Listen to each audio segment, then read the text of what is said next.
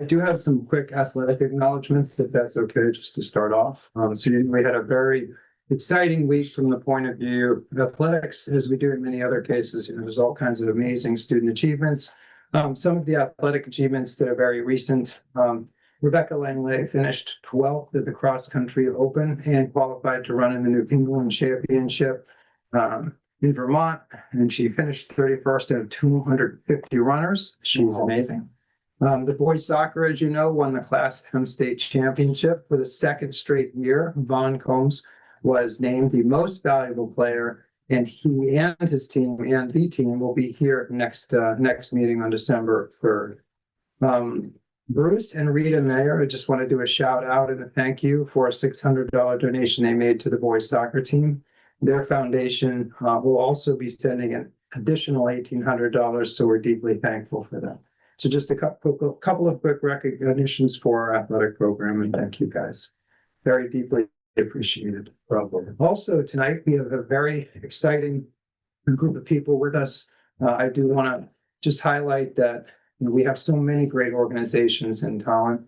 And some of these organizations are parent-teacher organizations, our PTOs, TEPTO, Booster Club. This partnership with the community helps every aspect of our school system. They enrich student experiences, they support our staff, they help us build strong, connected community, a strong, connected community that really uplifts Tolland's children. The countless ways and hours that they spend on events and initiatives, it just makes it possible for this school system in this town to be able to do the wonderful things that we can do for the kids. So without further ado, I'd like to hand it over to Chairwoman Galchant to do a recognition. And when we're done doing our full recognition, we do have tchotchke for you. We have two kinds of tchotchke. And by the way, with the tariffs, these are worth a tremendous amount. We have the aluminum tchotchke and the plastic tchotchke, all what you can put your beverages in. So when we're done, I want to make sure we give one to each of you. No. Thank you, Dr. Willett. Well, I am honored to recognize our amazing parent-teacher organizations and our booster clubs tonight. These organizations are essential to the success, strength, and vitality, and most importantly, the heart of our school district. We are incredibly grateful to every single volunteer for your immense time and effort, and we thank you for your continued hard work and dedication, and for simply being true champions for our students and our staff. So now I'd like to highlight some specifics for each organization. TEPTO is dedicated to our youngest students at Birch Grove and TIS. Their recent large contributions include Gaga ball pits for both schools, which provide a flexible indoor and outdoor space for Gaga ball, a popular dodgeball-like game. They also installed and maintain really cool book vending machines at both schools, where students can be rewarded with a token to choose one free book every year. And they sponsor the One Book, One School initiative at Birch Grove, a shared reading experience across the entire school. They have taken over the 4th and 5th grade dances, events both parents and students look forward to every year. TEPTO emphasizes community building and social emotional opportunities with activities like the display of student-made kindness signs at both schools, sponsoring the Mileage Club to encourage physical activity at recess, and organizing my personal favorite, book fairs, that truly bring an excitement for reading twice a year to our students. They strengthen our school community by hosting large, zero-cost, fun family events like Frosty Fest, the Trail of Treats, and the Spring Social, which offer families free fun while also providing opportunities to raise funds for our schools within them. The middle school PTO has significantly invested in supporting both staff and students this year. They allocated grade level and UA stipends this year to provide staff with dedicated funds towards enhancing SOAR days and other exciting enrichment opportunities for students. They are focusing on building their school community spirit by planning a highly anticipated school-wide assembly for our middle schoolers this year. They also plan fun and memorable events that unite our staff and students, like the popular Hoops Challenge, where staff members compete against the middle school basketball teams. They also hosted a fun community building Falcons Fitness fundraiser this year. They create and organize the 8th grade promotion science fundraiser and the 8th grade promotion dance, which is such a milestone event for our kids and families as they finish their middle school career. Our Boosters Club has provided large contributions the past few years to elevate our athletic programs, support student well-being, and foster community within our high school community. This includes the baseball and softball field scoreboards, a basketball and volleyball scorekeepers table, and a much needed sound system upgraded for the turf field. That's right. They also worked with one of our science teachers to provide costly recycle bins to upgrade our recycling program within the school. The large welcome back and graduation banners they procured and display at the high school entrance celebrate the experience and excitement of being a high schooler and the hard work our kids have done to get there. They also organize and staff exciting family and community building events like the yearly cornhole tournament and the Eagle Scramble golf tournament in partnership with Project Graduation. One of the most heartwarming traditions they sponsor are the individual student-made graduation banners that beautifully line the high school driveway in celebration of every student's unique experience and accomplishments leading up to their graduation. And we are extremely grateful for your help this year with funds donated towards our clubs. All of our parent-teacher organizations find memorable ways to value our incredible staff members throughout the school year. Our Booster Club highlights a high school staff member each month for their efforts to go above and beyond for students every day. Each organization plans staff appreciation events through the year, filled with breakfast, snack, or dessert goodies, as well as larger events that provide full meals and raffle prizes. They also come together every year to organize a bus driver appreciation event for our bus drivers to show how much we appreciate our drivers who safely transport our kids to and from school every day. We are so fortunate for the love and dedication of our parent-teacher organizations. Your continuous efforts are absolutely indispensable in creating a positive and supportive environment for all of our students and staff every single day. You truly make our schools a better place, and we thank you so very much. Thank you. Thank you. Everyone doing their chat? All right.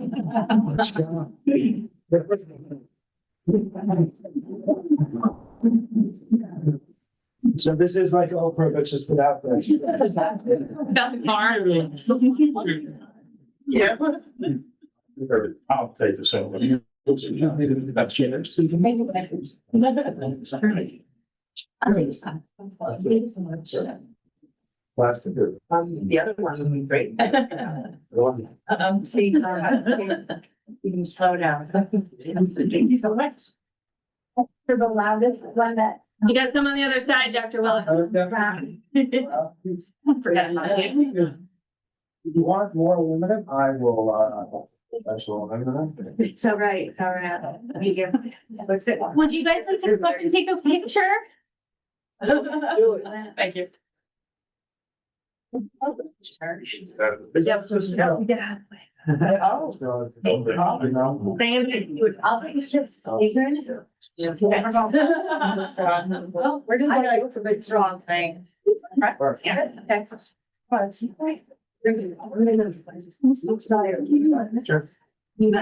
Come on, Joe. So, Let me give you a hug for the lovely bird. I know. Awesome. I feel like Jim's just I'm not sure. I don't want, I'm gonna go around so that, but I don't want to climb over. Hi. Of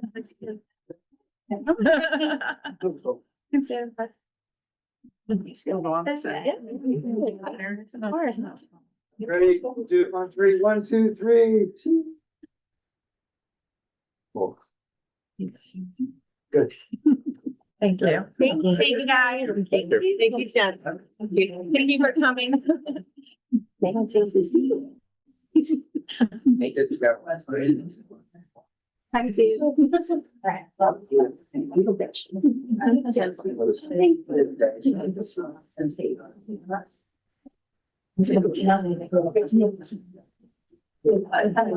Dr. Willett, this is where you tell them, don't punish them. Right, just, we love having you here. You don't have to stay. So don't feel like you're gonna hurt our families if you just go. We're just so happy. So lots of volunteering. Thank you, guys. Thank you for coming. Thank you. That was great. Okay, moving on. Do we have any additions to the agenda? Seeing none, we have no minutes to approve, so we can jump to public participation. The members of the Tolland Board of Education welcome members of the public to share their thoughts and ideas at this time. When appropriate to do so, members of the board and the administration may respond to comments during points of information. However, in consideration of those in attendance and in an effort to proceed in a timely manner, follow-up discussion may need to take place outside of the meeting setting. If if you decide to speak, please give your name and address, and you will have 2 minutes. Do I have anyone in the room who would like to speak? There's Zoom hand up. Do I have anyone online? If so, please put your Zoom hand up at this time.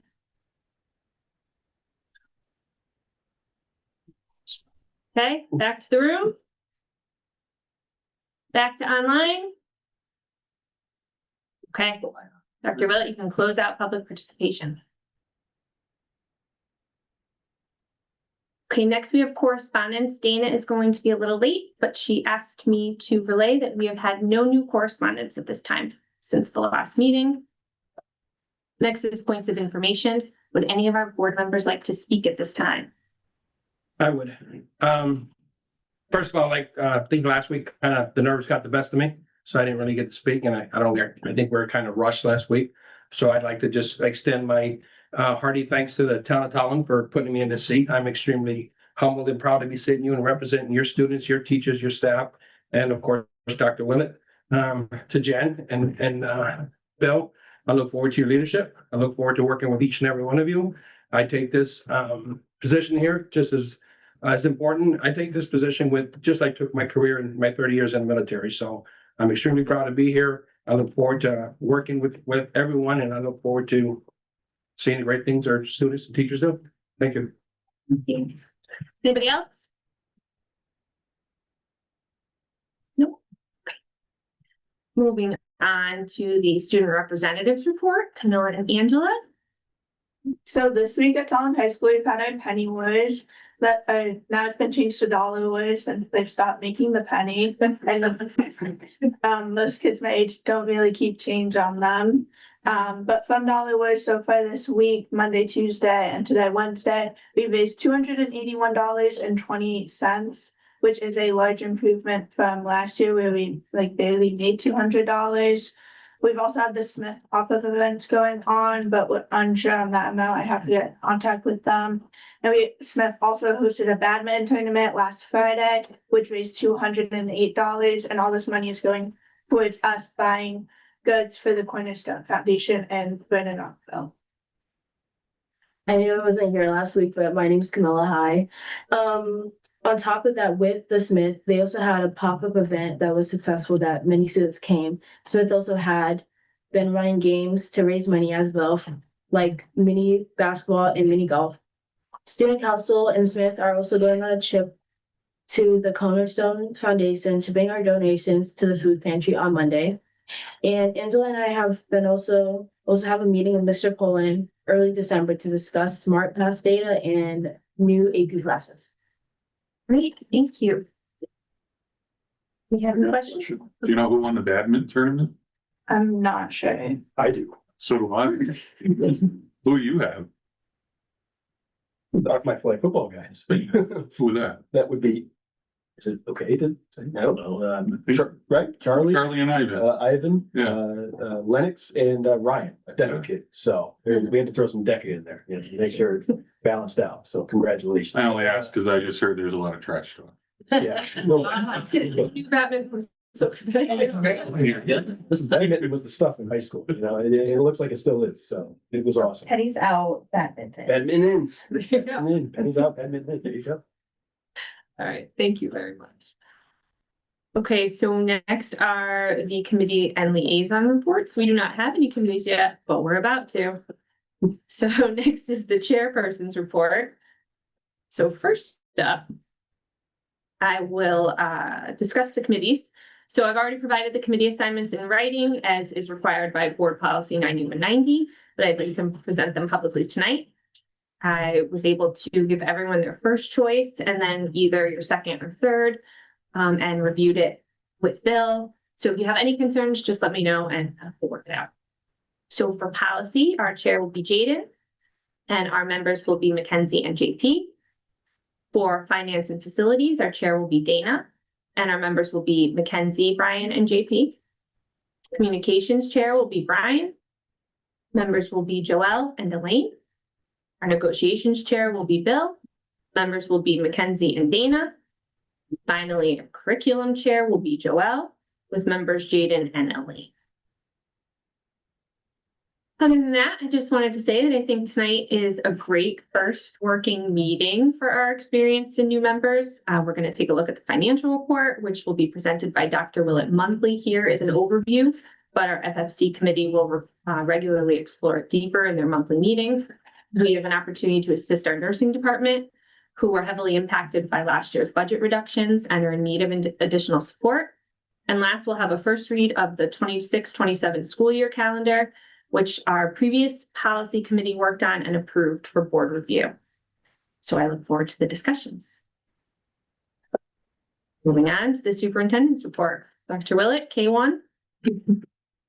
Yep, so for the board members who've been here, you know that we have the monthly financial report typically on the first board meeting of the month. In this case, because the first board meeting was taken up with the transition, we're having it on the second.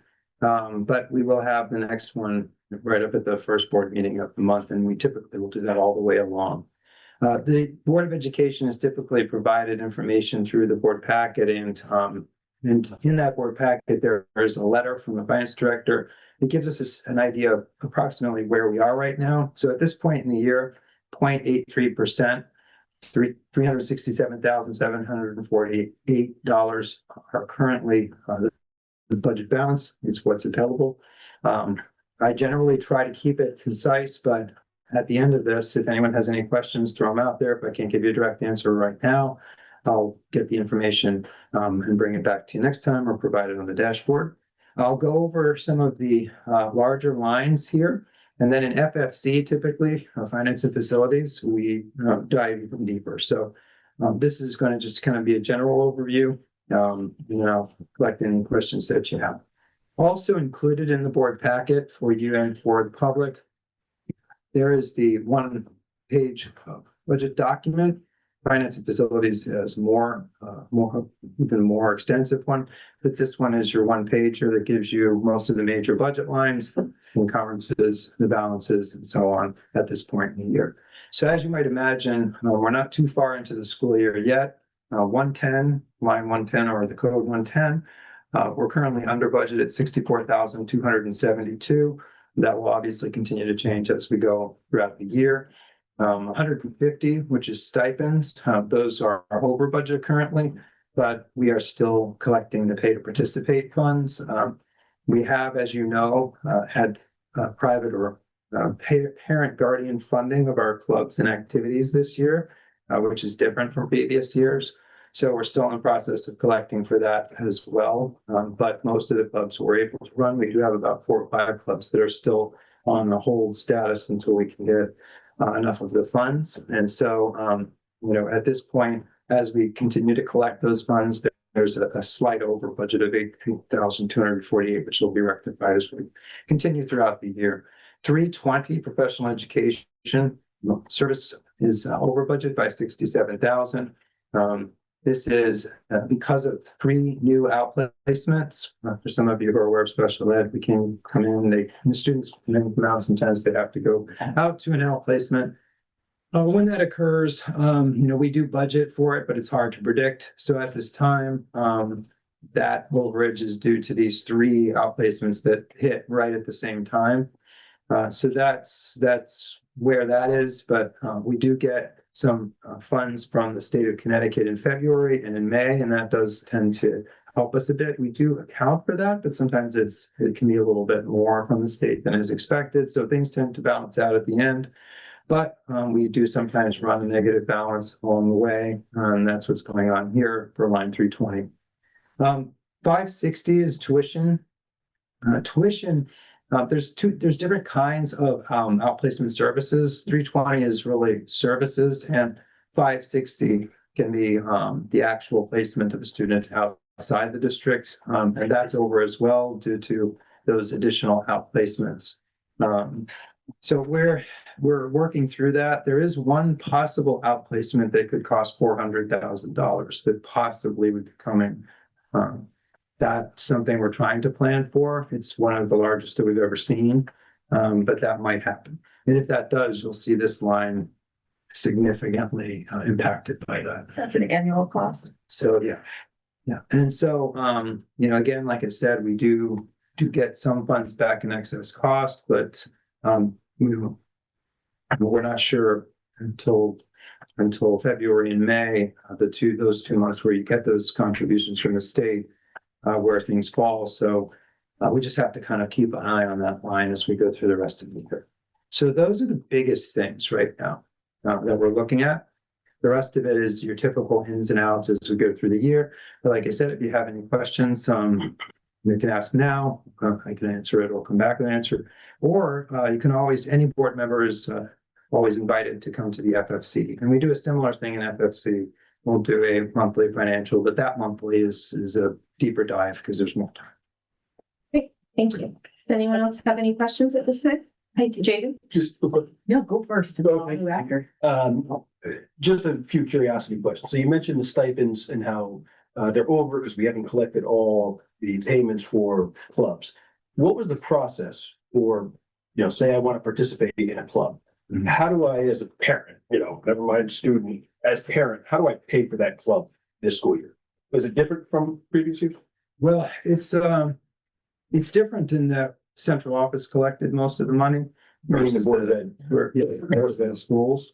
But, and it's different in that we could not really start most of the clubs until we collected the vast majority of those funds, which, to give you an example, the total amount is about 68,000. So there's sort of, when we have an overage, it's because we haven't collected the total amount yet. Right.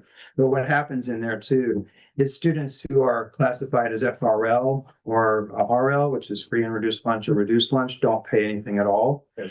And so then sometimes we go a little over negative because we're not collecting money from some groups, a certain percentage of students.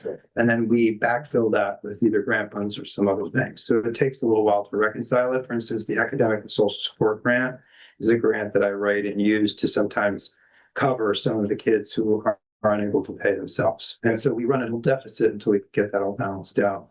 But the way it ran this year is parents, kids had to select their clubs in September. Parents had to pay by the end of October. And then if a student could not pay for a club or was not classified as a, FRL or RL, then they couldn't join the club.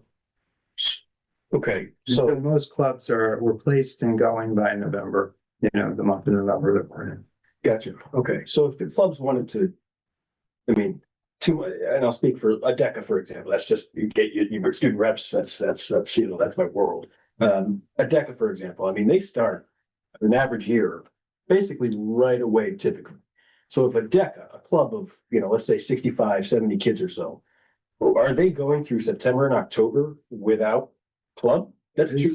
Basically, they're going through September at the least and some of October with not starting. And paying the same rate that they would have even if they participated from September to October. Yeah, the rate under Article 38 for the contract provides for about 20 or so, depending on the club classification meetings. So they're still going to get in most of their meetings, and clubs can differ in level of engagement.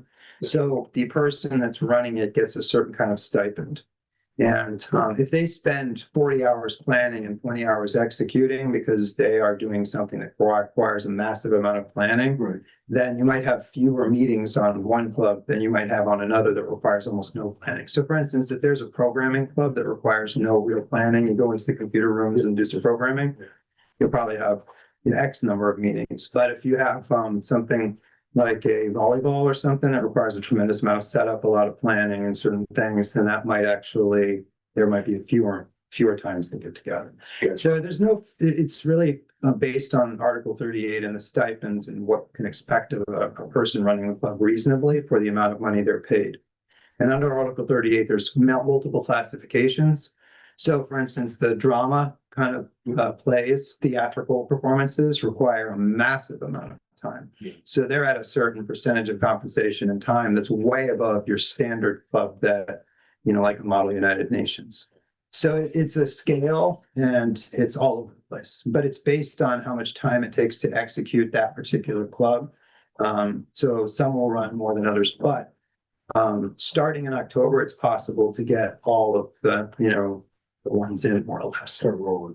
All to the extent of what can be executed and planned based on the time and required to prep, that type of thing. Okay.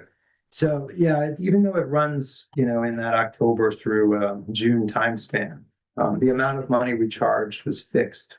It was 50 for TIS, 75 for TMS, 85 for high school. Yeah, it's fascinating because again, you're losing September. I mean, those, you got practice competition coming up in December. Now you got half of October, some of November because of that Thanksgiving break. Now you got, so again, I'm just thinking through the brain of a DECA student, which expands into just about every club, in that school of we want to go. I want to start student council. I want to start photography or yearbook or whatever it might be. So, interesting to note that again, they're losing 2 months worth. And I know you just sort of said it's a case by case basis. We're losing 2 months of worth of club, no matter sort of how we Well, look at it. that's your opportunity cost of funding clubs in this way. Correct. In the past, the board had the budget for funds in the budget for clubs in the operating budget. Sure. So the last cycle of reductions eliminated all of that, or the vast majority of that, which is why the clubs were being funded by parent guardians entirely. And you can't, in that scenario, one can't run it until you collect it. So that's my Say say. you're at a shortage, and then then you don't have money, and you have to pay the teachers. Right. And it's in their bargaining unit how that gets allocated and to whom. And so, for instance, the teacher would not necessarily start unless you knew you had the money. And it's not the teacher's fault. It's just the way. It's just how it's set up. If you can't compensate them, you can't ask them to do the task. Correct. Correct. Okay. So, Something to note. Can I piggyback? He actually stole my question. That's all good. Fair enough.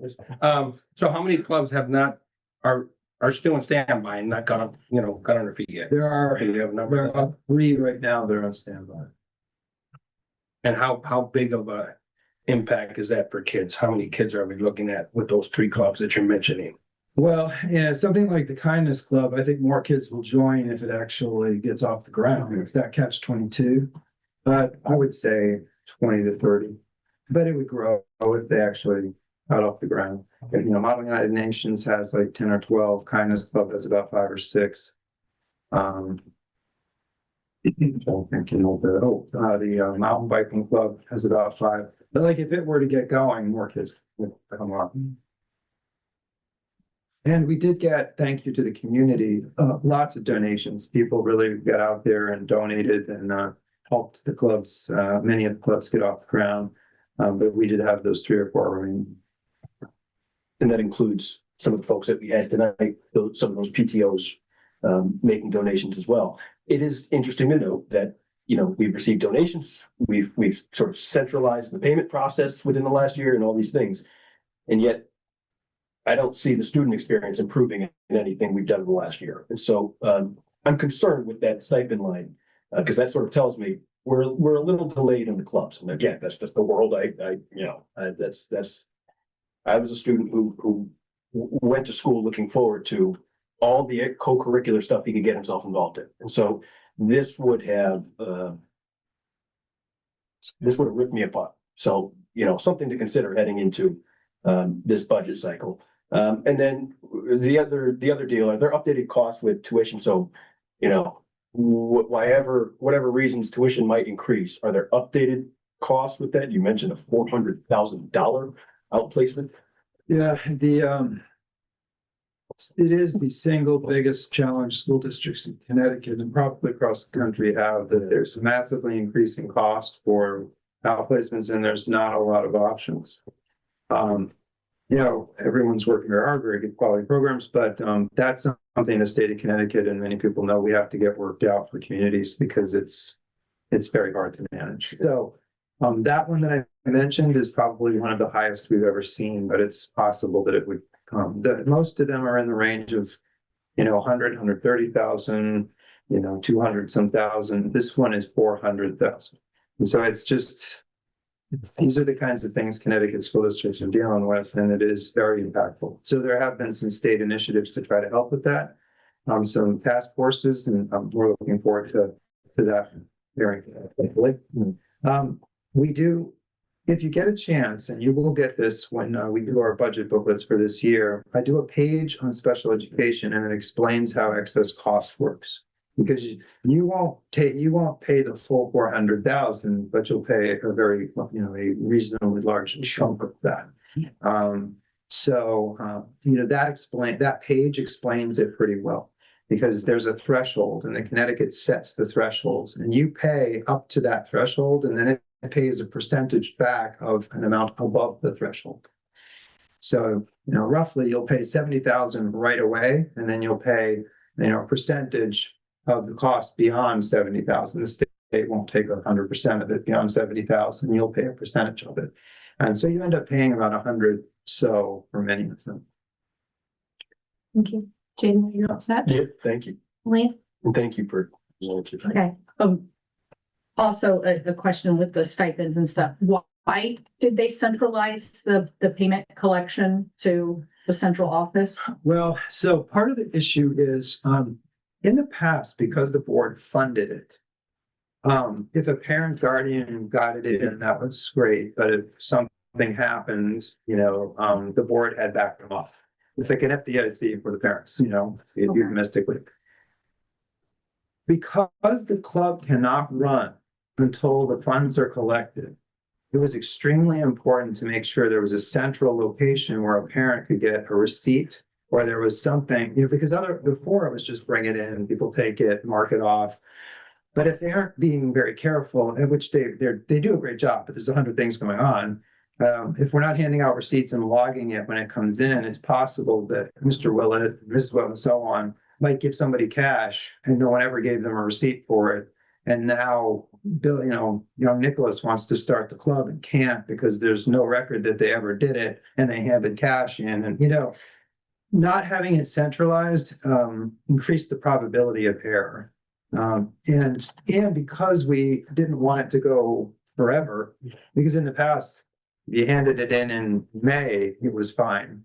But because we had to have the money to pay the people up front, we had to make sure by a certain date it was collected so that we knew exactly what was running and exactly what would have to be on hold.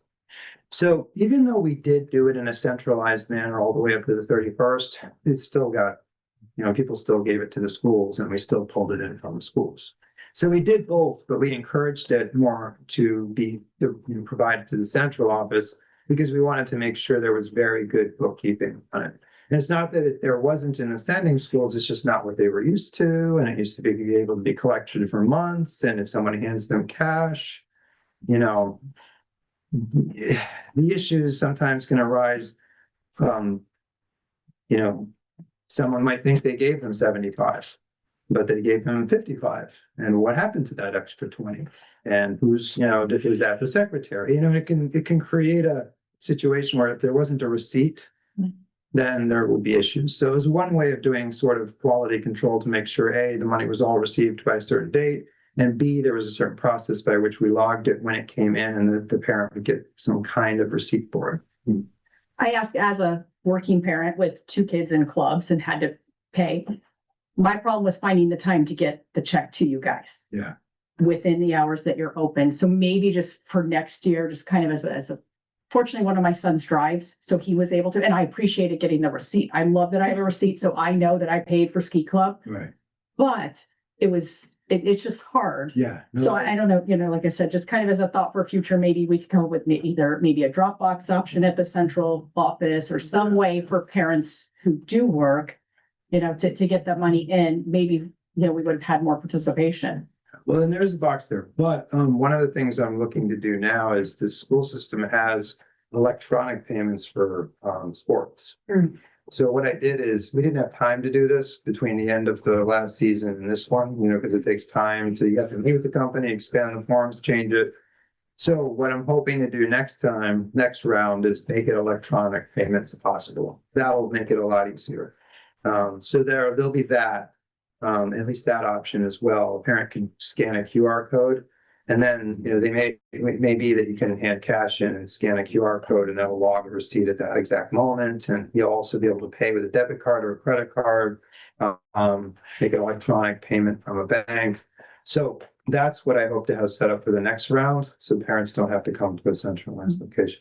But yeah, I realize that, and it's just, it was new, and the impetus was we have to collect the money and, to fund it. So, you know, I'm thinking, But we actually, as time goes on, people did just drop it at the school. And then we just collected it from the school. But we were trying to get it, in one place, but we took it from anywhere. I'm thinking, considering, this is a brand new process this year. We don't know what budget season will bring us, but if this process in some way continues, maybe we should have it, just put it on the agenda later in the term to just have a bigger discussion about, how it went, what we did, what we could possibly do better. Yeah, I mean, these are internal operational things. So we'll be doing that internally. I'm sure that what some people feel like would make it better is for the board to put it back in the budget.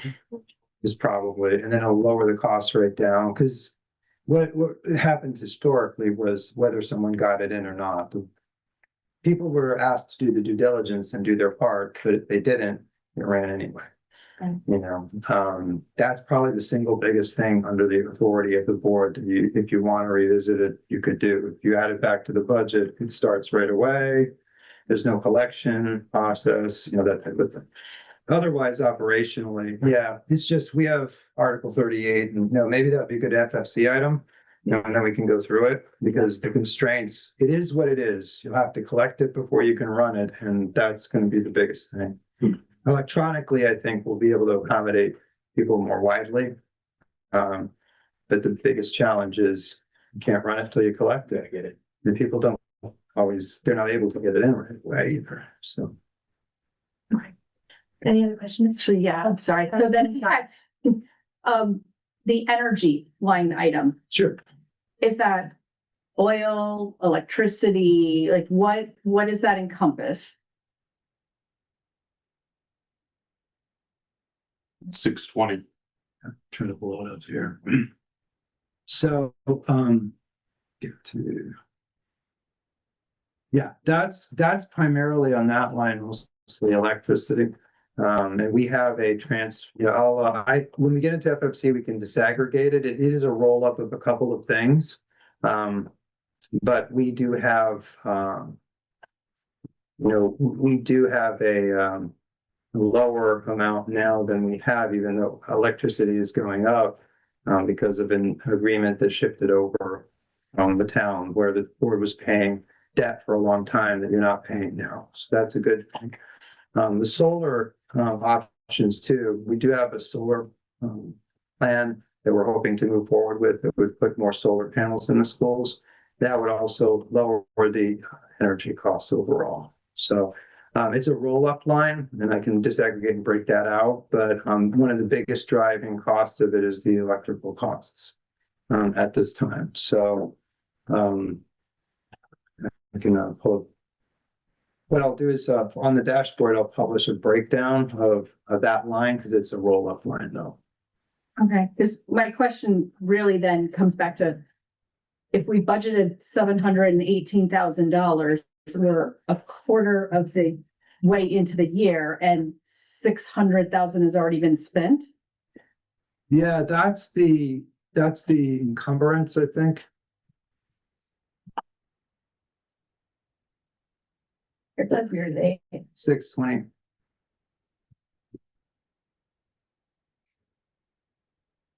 Yeah, that's Yeah. the year to date. So it's like, so. Yeah, it's. We expecting that to go Well, it's over budget. probably a function of how we've been budgeting in the past, where we transfer that entire amount over at the beginning.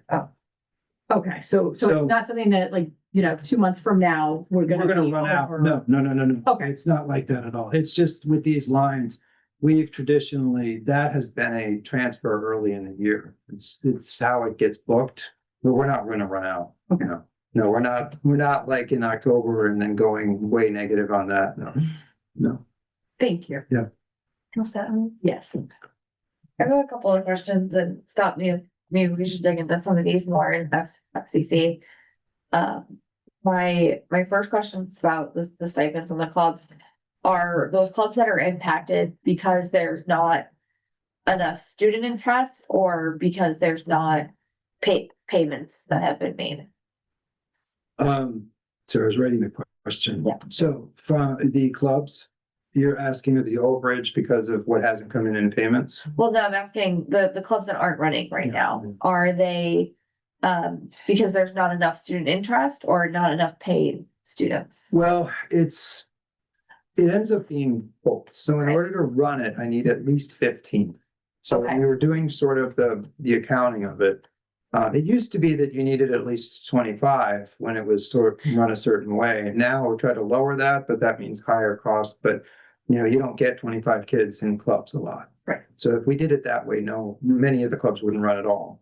So it's that fixed amount, and 15 it has to be at least 15 to run it in most cases, unless someone donated the money to make up the difference. Okay. So it's both. So there might be a club that's close, like Model United Nations, but then there's also a club like, like dirt biking that's pretty far away. Okay. So, Model United Nations needs only 5 more people or a donation that would match up to that. Okay. Mountain biking would need at least 10 or a donation that would match up to that. Okay. Something like the school store, you might run with a very small number of kids, but it will require a donation. Because a school store may serve 4 children, 4 students. It may provide a store in the building, but only 4 kids are in the club or so. So you end up, what happens is a club like that might not run, but one like Model United Nations might, have a better shot. Understood. It's just how those things got funded over time. So using the school store example, that was funded under the club model because it has some elements of work beyond the contractual day for a teacher. And then under that article, you have to stipend for that. And that's how it became a club, because it's actually more efficient and more cost effective than paying a contractual rate for a person to run it, if that makes sense. So it became a club, but then on the downside of that, only 4 kids, Right. not a high chance that will run in a parent guardian payment paradigm. Right. Yeah, so Okay, and then my other question is, how did we set the cost of clubs? Do we take the cost and divide it by the minimum of 15, or? So what we try to do is, instead of taking the cost of the club and dividing it, because some clubs would be massively expensive. Right. Most of the smaller clubs that a lot of kids engage in, that we call affinity kind of clubs, like games, they would not raise, it would be a very large cost, like $250 or something for, someone to go play in games club. And I think most parents at that point would be like, we got games and all, but the purpose isn't the games themselves, it's the socialization, it's getting together with your friends and having a group of kids you can get together, right? So that's why you want to run one. So we chose figures that were most likely to raise the appropriate amount of money, when looking at the broad picture of all the clubs. All of the clubs together. And chose a number that was more likely to help the club run. So, a minimum of 15 at $85 at the high school would help fund most of them if we got the return to those clubs that we expected. Okay, so there is a scenario where if we continue with the same model, that if there was more participation than is expected, that would be overfunded. Well, we run pay-to-play sports in a similar way. Okay. For instance, your cross country has way more student participation than your basketball team, because your basketball team has a fixed number of players. Absolutely. Right? So in any district that does pay-to-play, your cross country money helps the program. This, for clubs that if it was by themselves, would Right, run. it would run. In basketball, for instance, may never run. Yeah. Football might run, with X number of players in varsity and all, in junior varsity, and cross country might run, no pun intended. But anything that has a small number of players, would have almost no chance of running if it were a full pay-to-play scenario like that. The clubs run the same way. It's set up so that, if you have 60 members, it's not money coming into the club per se, it's coming into the system. And then the system then sustains the clubs with the funds received. So something like the bigger clubs would help keep the smaller clubs alive. And it's not more costly for a student who does a more costly activity like participating in the player thing versus like the games club. Right, they pay the same I thing. say that. Now, the only caveat to that is some clubs might do things like a ski club. Ski club goes skiing. And we all know how much that costs. Yeah. The club stipends pay for the human beings that run them, Right, not for anything else associated. not for the bus, Not for the additional buses, not for the ski tickets, not for any of that. Without the collection of this, the club money, we wouldn't be able to pay the staff. Yeah. So that's what that is designed to do, is pay the staff, so there are people to run. Okay. And then on this, the outplacement line that you were talking about, I assume that there's not a lot of choice once the decision's been made that that is the appropriate outplacement for that student. Right, it's based on the student's need. Yep. There is a statutory process in Connecticut where if there's a disagreement about something, a parent has the right to a due process kind of, Sure. and hearings and so on. So there can be challenges, and then there can ultimately be a arbitration and an agreement. So there's two ways it happens. It's a placement and everybody's copacetic with it, or somebody's unhappy and there's, a hearing and a process. Right. Either way, there's only a certain number in the state anyway. And so it's based on the student's needs, and then whatever the PPT IEP process final determination is under the statutory, regulation. Those costs will flow regardless of what our budget is. We try to predict as best we can, and we're pretty good at it, but, you just never really know. That's what's so hard about it. And transportation, people don't realize, for instance, if a student gets expelled, that student basically that student becomes an outplacement because the Tolland is responsible for the program of a student. So that would become an outplacement. You would pay for that. And then you pay for the transportation to the outplacement, which is in the tens to 20,000 just for transport. It is that type of thing in Connecticut is the thing that is most difficult for all school districts, not just ours. And because you can't predict it, these fluctuations are hundreds of thousands, and they center around small numbers of children. Yeah. So it's the most challenging thing. So when we get into budget season, is that something that FCC looks into at how we estimate those kinds of costs? Yep, we do one of the things we do in FFC is a special education funding deep dive. And every month we have a foci, depending on what the chair wants to do. There's a chronology of things that will hit each in certain months. That is one of them, is the special education funding. And we will go deeply into excess costs and all of those things. But you'll notice that the state of Connecticut, and is really, I think, trying to address this. Connecticut School Finance Project has some really good information about special education in the state of Connecticut. And they also tried to create a concept of a consortium, or at least conceptually, we're thinking of creating a kind of consortium and controlling costs, but that really hasn't gotten a lot of traction. So it's a great conversation for FFC because we could spend a lot of time on it, and it's very educational for people if they do a deep dive about the challenges. And this is one last question, I'm sorry. The total budget reflects everything that we've allocated and grants that we've gotten and parent contributions, correct? That those things are separate. Yeah, and in the budget booklet, you'll see that there's a section for grants, federal, state, all of that, and you'll see how it all falls in. And that all rolls up in the view that we're Into seeing. what, yes, it offsets, you get the grants, they offset it, but it's all part of the budget itself, Okay. our total. When you do do look at the grants, there are hundreds of thousands of grants, and so without them, that would be higher. though. Right. You know what I'm saying? So, Okay. yeah. Okay. To be clear, your office is always looking for grants, correct? On that. Yes, yeah, and one of the things we talk about in FFC are the grants. But if you go to one of the budget booklets, either Board of Ed or Superintendent from last time, those are still up there. There's a grant page and it has all the grants. Yeah, I saw that. Yeah, and FFC also, if you get into that folder on the dashboard, there's one of the dates, grants were covered. And there's also a Yep. report for that too. Okay, thank you. Ms. Summerkin? Yeah, thank Any other questions? Okay.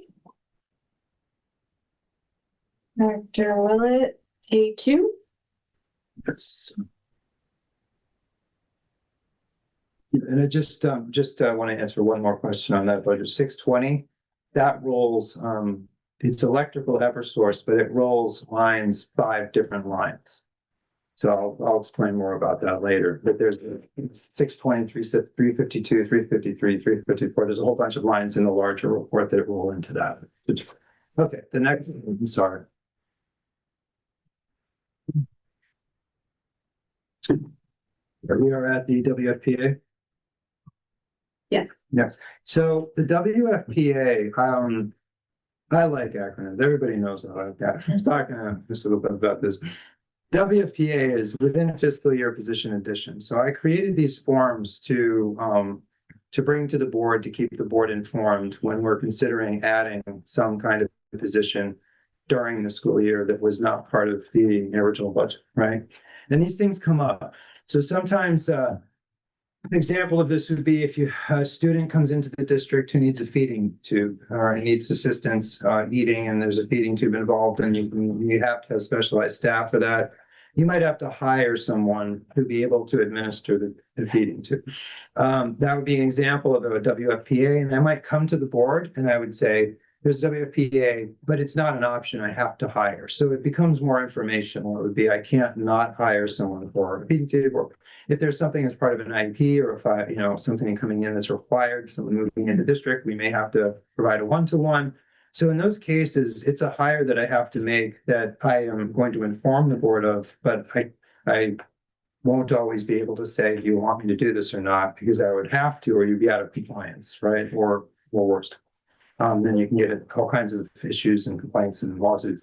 So there are times, though, that I will bring this in front of the board for the boards to tell me what they want to do, or let me know if they want to do something different than what we have here.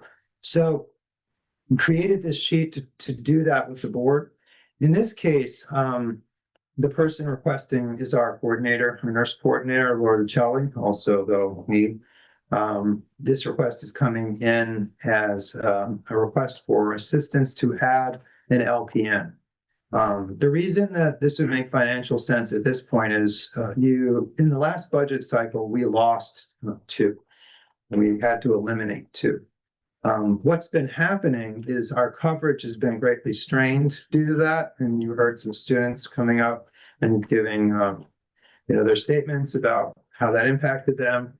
And so what we've had to do is pull in subs to address those shortages. And the subs, when I looked at how much we were paying in the subs, we're going to pay more if we project out to the end of the year in a sub than if we just brought back one of the LPNs. So, that's something that we weren't expecting when we went through the budget season. As you know, I think it was 2 failed referenda, so it was something the board was trying to grapple with, how to get to that number. That's why we had reductions. But when I'm, now looking at this reduction is not working out. So the sub coverage needed is going to cost us at the end of the year more than if we just brought back an LPN. And if we bring back the LPN, we can split that LPN between those 2 buildings there. You see the LPN deployment would have the PMS THS get this position, that would cover it so we don't have to use the subs. Otherwise, we'll be using subs.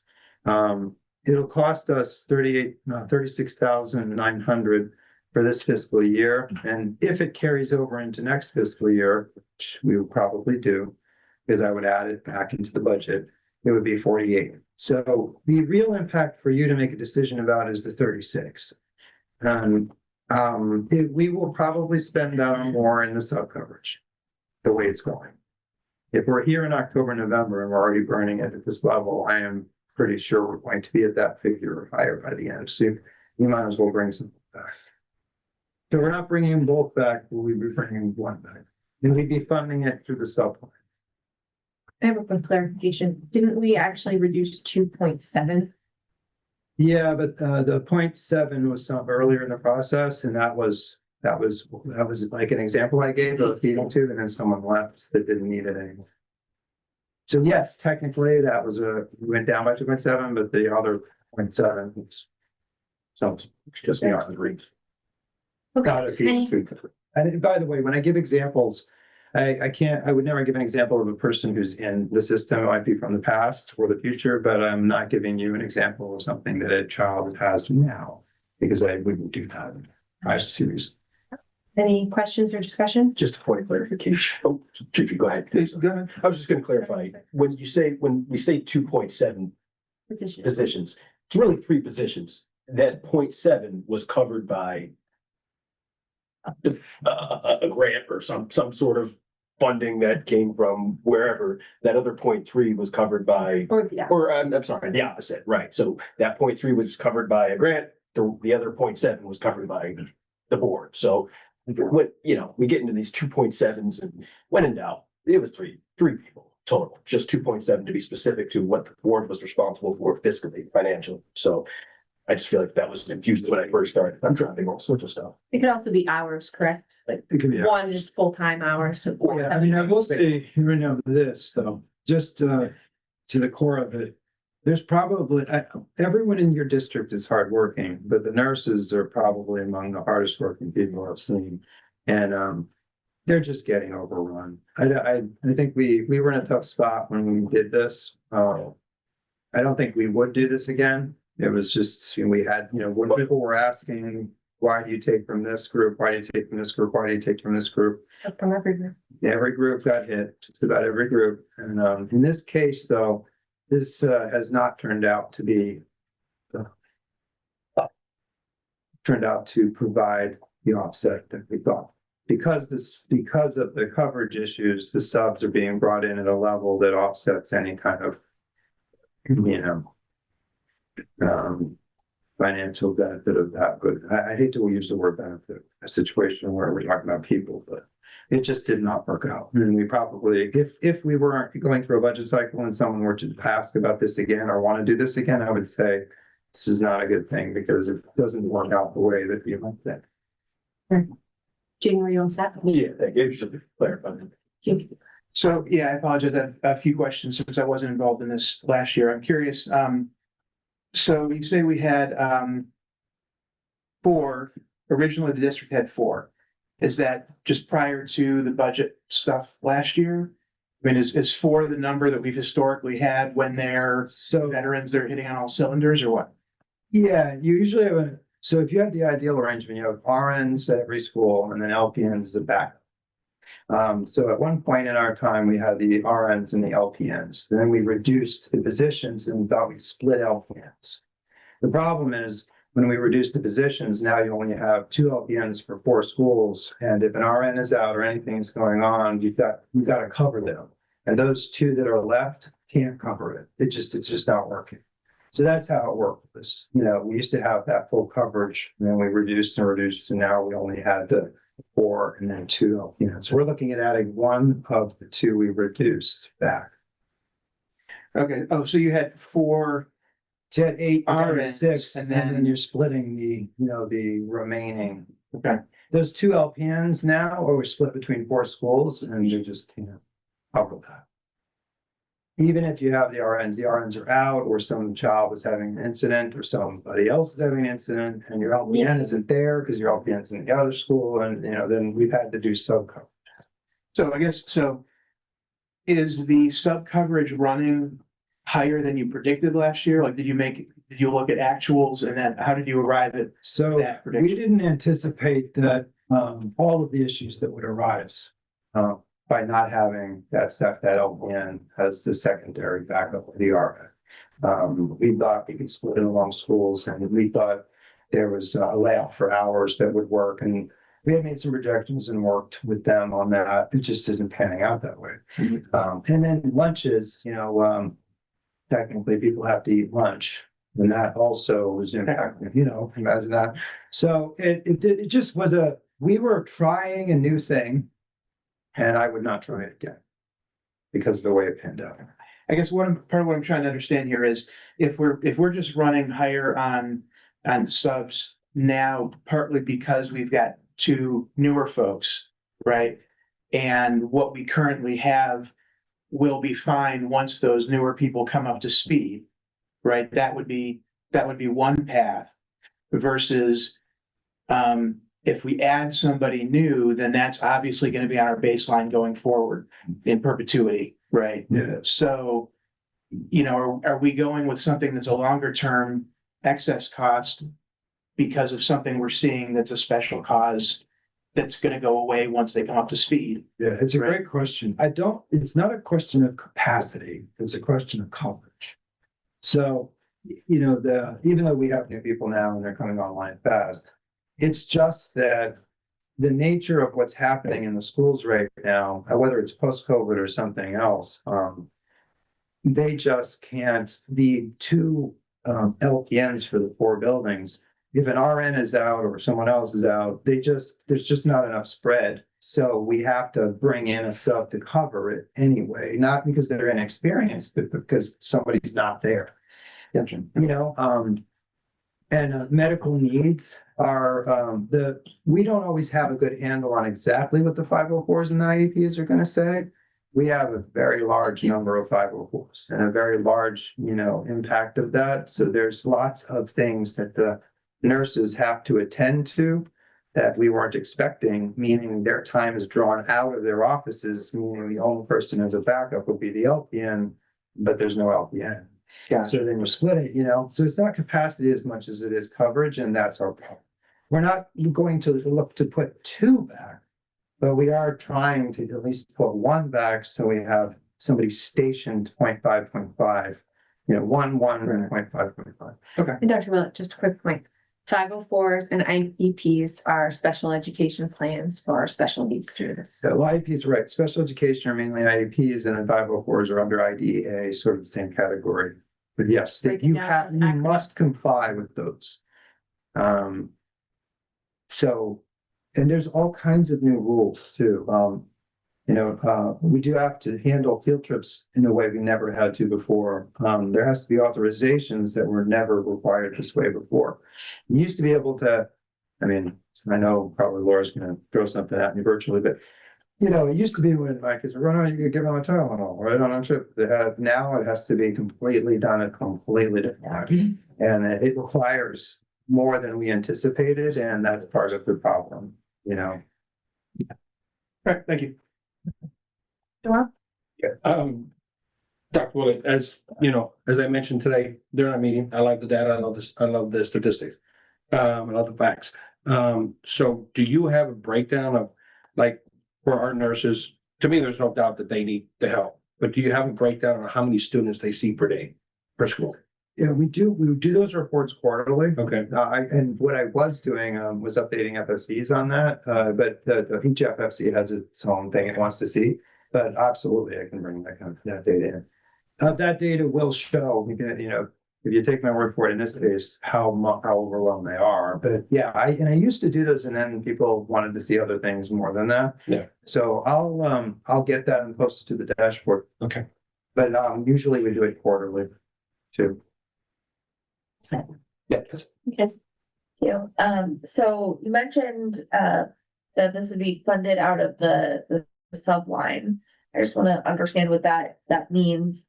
Does that mean we'd actually transfer budget between the lines, So- or is it cost avoidance because the sub line would go over? Yeah, in this district, we don't do transfers. Okay, So what you'll see, and that's whether, boards, some want that, some don't. The advantage of not doing transfers is a line gets overrun and you can see it was overrun. Yep. Versus if you can do transfers, sometimes the theory in not doing it is, if somebody's doing transfers, they're hiding hiding balances, like, oh, this would have run over, but we transferred money here, we transferred money there, so this line never really ran over. So what will happen is the sub line will probably run negative because we didn't have it in the salary line. Right. So, but we would run, I'm sorry, the salary line will run negative, but the sub line won't, and it'll be offset by the sub line. Understood. Whereas if we keep the current paradigm, the sub line will run negative, but it'll run more than what we would have spent. You know, we'll run negative on one line or the other, but probably run a less of a negative on the, you know, this scenario. Thank you. We have one RN at each school right now. And the district currently has 2 LPNs, and we're looking to bring on a third LPN. Yeah, to split. Okay, to split between, Because it's a way of getting, it's the medium ground. yeah. I see the dollar impact this year, 36,900 with salary and benefits. But when I go up to our finance report, I see salaries, I see employee benefits, I see pensions, I see health insurance, I see retirement, I see social security. All of those have to do with what we pay people, correct? Right. That's So is that gonna change? Is that 36,900 actually a little bit higher than that? And what will happen is, depending on how the year pans out, because there's certifieds and non-certified staff. And those are different, you know, lines in there. So what would happen is, doing it this way, we may overrun that salary line. But you know, the sub line would be less likely, you know, to be overrun, and there'd be a balance that then would offset it. If we do it right now, the way we're doing it, the sub line could go very negative, and it would have gone negative beyond what this would have cost us anyway. But won't we have, you know, added into this dollar amount, won't we have those other categories? Well, you We have, have health insurance that we offer. well, that's what those other figures are, and they don't always take it. You know, we don't do that way because they don't always take it, All right, so but it's then budgeted in case. predict to me worst case scenario, if they take benefits, what additional would that be, that 36,900? It probably wouldn't be much more than 5 or whatever at this point in the year. All right, so potentially, what's that? The benefits themselves are there at $4,432. Okay. It's roughly 5. All right, See how that's Yeah. what's wrapped up in there with the Benny. yeah, I see that. But But we are self-funded for insurance, which is a whole nother FFC conversation. So it doesn't hit us the way it would hit us in other ways. Yeah. It's much, there's a great benefit to the way we do health insurance. Whether that's something that continues or not is a very good FFC conversation, because there's a state plan now and they're trying to push everybody to the state plan. But we've been self-funded for insurance for a long time, so there won't be a very big impact on that. We're self-insured. is there any state mandate of what we have to have for nurses in our schools? We are above any mandate. It's just function and operation. Right.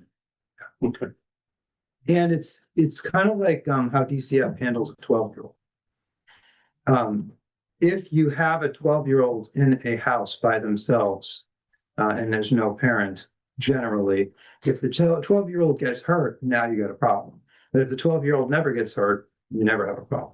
And it's kind of like that. You know, if you're running it and you're not running it in a way that creates harm, then you don't have a problem. And you can use a number of different paradigms to achieve that end. But as soon as there is a problem, you're on the hook for it. Does that make sense? yeah. Yeah.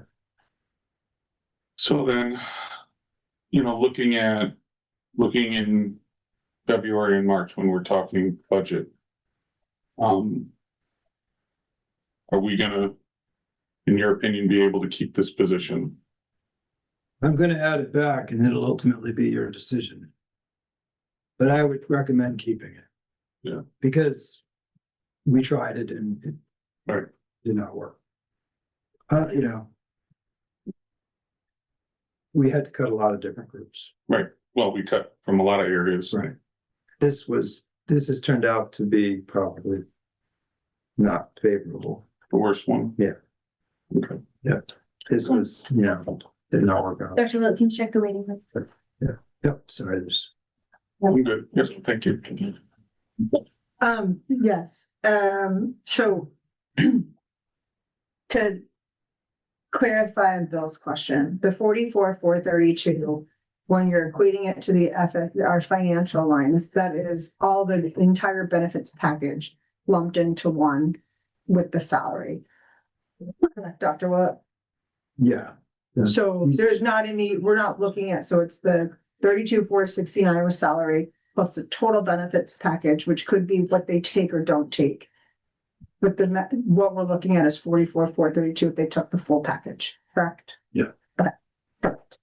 Secondly, You're looking at for next year, 48,142. sorry, For next year, it'd be 48,142. right, Yeah. okay, and then, but the This year. dollar impact is 36, sorry, for this year would be 44,432, and then next year 57,83. Thank you for clarifying. Perfect, perfect. I thought I heard No, what you were that's good. saying, Thank but you for I clarifying. wanted to make sure. Because, excellent question, because it's not just the one health insurance, it's all the other add-ons. Well, it's Social Security, Medicare, 401k, all that. Yeah. Right. The other question that I had, well, so we have 4 in the RNs in the school and 2 LPNs in the school. We've already clarified that.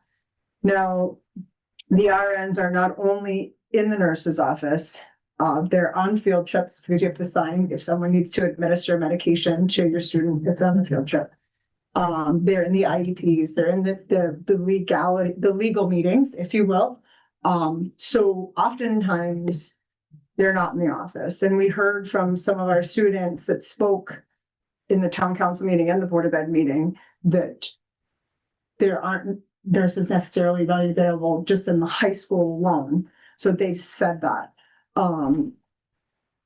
We talk a lot about our student safety in a safety capacity when it comes to security measures and law enforcement measures, but this is like the first line of defense that I talk about, like in PPE, like this is your first line of defense is your nursing staff and having them readily available. So understanding that they're not just sitting in the office waiting for someone to get hurt or waiting for someone to have an allergic reaction or waiting for someone to be ill or different things. They're taken in all different capacities, in educational capacity, as well as in a safety security capacity, as well as in just, I hate to say straight up nursing, but sick, ill, injury capacity. So having 6 in the school, I think is a disservice. 6 nurses overall, no matter what their level is, right? So obviously I would be in we did have to cut across the board. So I will reiterate, what Bill said and what Dr. Willett said at one point. I think that this would be a step 1. I think obviously we need to look in other areas when it comes to financial needs. When we come into FFC, it's going to be some strong conversations we're going to have. I think that we'd be doing a disservice if we didn't fill this position. We're already doing a disservice to our students. We've heard it over and over us last term and then just over these last 2 meetings. I definitely think we need to look deeper to see if we could even bring the eventual 2 back. I know I might be putting the cart before the horse, but I just want our newer teammates to see what it is. And I mean, several of us have students in the schools, so we see what it is. And some of us get more calls from the nurse than others. But those nurses are very busy in a lot of different roles. They definitely wear many hats. So one is I wanted to clarify that, and I just wanted to make sure everybody knew that the different hats these folks are wearing in that office and in the school. And sharing, I think, was also a disservice. This was a mistake. I'll admit that. I think we do our best, but if I had to do it again, I would. I think, it's just there. I was looking up something because I try to get people in and all that. It's about 80 visits a day on average. And it's been higher and higher, and I don't know that any of us can completely explain why. It just is, and they're getting crushed. I don't think any of us knew that it would be like this. I would not do this again. If the board did want to cut nurses at any point, like a future board, 4 years from now, I am going to say, kind of like I do with bus contracts, sometimes nope, here's a certain line in the sand we don't want to pass. And if we do pass it, here's what happens. I think now we know here's what happens. I don't think we haven't been in this boat before, but this was a mistake. So we need to get it rectified before it becomes a safety problem, which I would imagine people may already feel like it is. And I just want to rectify that. Yeah, and I'd just like to add, thank you, Dana, for what you just spelled out. Also something I've thought of is, our nurses are really in charge of our most vulnerable population as well. So we have, several students who they are monitored throughout the day. They come in regularly for medication. There's a lot of time that our nurses, understandably spend with these students. Also, they're doing things like responding to students who are having physical symptoms from anxiety and whatnot, and handling those students until they can possibly get seen by a guidance counselor and picked up. So, that and much, much more, and everything Dana said, is really what's going on. And I also think that's part of why we're seeing it increase. And as Dr. Willett said, and others said, we were in a really difficult spot this budget year. It has been the most difficult spot I've been in on the board of 4 years. We really did have to make decisions that honestly none of us felt good about. And this nursing one was one that we discussed because we were very concerned about it across the board. And I appreciate Dr. Willett saying, the best laid plans, did what he could do. The schools did what they could do. I'm quite sure, knowing these people personally, that they have gone over and over and over and beyond. But it was a mistake. Lesson learned. This is our opportunity. This is really an area. There are certain areas that we just should not ignore. And I think that this is definitely one of those areas. So, Bill, I think you said you had. Did you have your hand up? Yeah, I did. Yeah, go. I just would like to understand the rationale for an RN versus an LPN. Well, you have to have RNs. Yeah. State of Connecticut. The RNs, from a point of view of degree and capability type of thing, the RNs are, I'm going to be rudimentary about this because they have a degree and they are like, you might come out of college at UConn as an RN. And LPN, you can get LPN at a 22-month program type of thing. Yep. The RNs are required in the buildings. The LPNs are people that support in the buildings. So you can't go without the RNs. You have to, but the LPNs are in that role of supporting the RN. An LPN can't function alone without an RN in most cases. Okay. I guess I'm asking, And for long periods of time. yeah, if we should be considering either at this junction or in the budget cycle, if we should be looking at more RNs. You could, the RNs are the higher training and more expensive. Oh. Yeah, but sure, the board, I serve at the behest of the board, and if you guys want to make that a priority, we could do that. Yeah, what happens there is just wherever you're going to, one would spend in one place, you're not spending in the other. Sure. That's the. Right. I guess I'm trying to understand what the need in the schools is dictating, right? Is it coverage for a short enough period of time that the LPN is the reasonable solution, or are we creating a longer term issue where we really need to have more RNs in our school system? Yeah, I think if it were possible to have, RNs everywhere and multiple ones, definitely people would want that. I think in this district, the RN has, your main point in the building and your LPN as that support is a reasonable model. Given all your other needs. But having said that, even this action here is meeting in the middle because we still won't have an LPN for every school. Right. So it's a compromise sort of between the two worlds of reducing both of them or just one of them. And this would rewind time a little and make it one reduction. But no, RNs are very well trained and can do a lot of things. And so like if that was an option, I think that would be great, but it probably would be more costly for you. Sure. Yeah. Bill? And I want to say we have excellent staff. The LPNs are amazing, the RNs are amazing. It's just a different classification and skill level and certification. We bring this position on, we vote to do that, we'll have 4 RNs, 3 LPNs.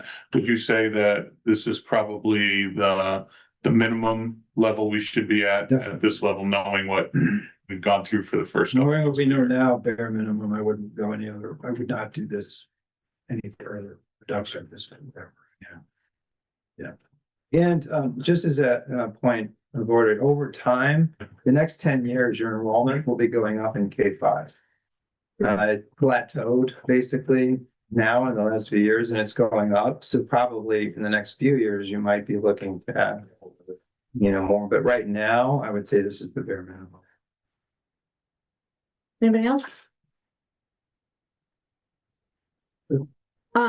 So given what I believe is the urgency for this, I would entertain a motion to move this to board action. So I'll second that. Do we need a specific motion, Dr. Willett? Usually, just. Do you have anything? Well, this would be moving this K2 to board action. Okay. And when you get there, I'll have a motion. Perfect, thank you. So let's, K2 to N1. Yeah. so let's go around. Jaden? Aye. Mackenzie? Aye. Elaine? Aye. Bill? All right. Dana? Aye. JP? Aye. Joelle? Aye. And I am an aye. So Dr. Willett, please go ahead and move this down to N1.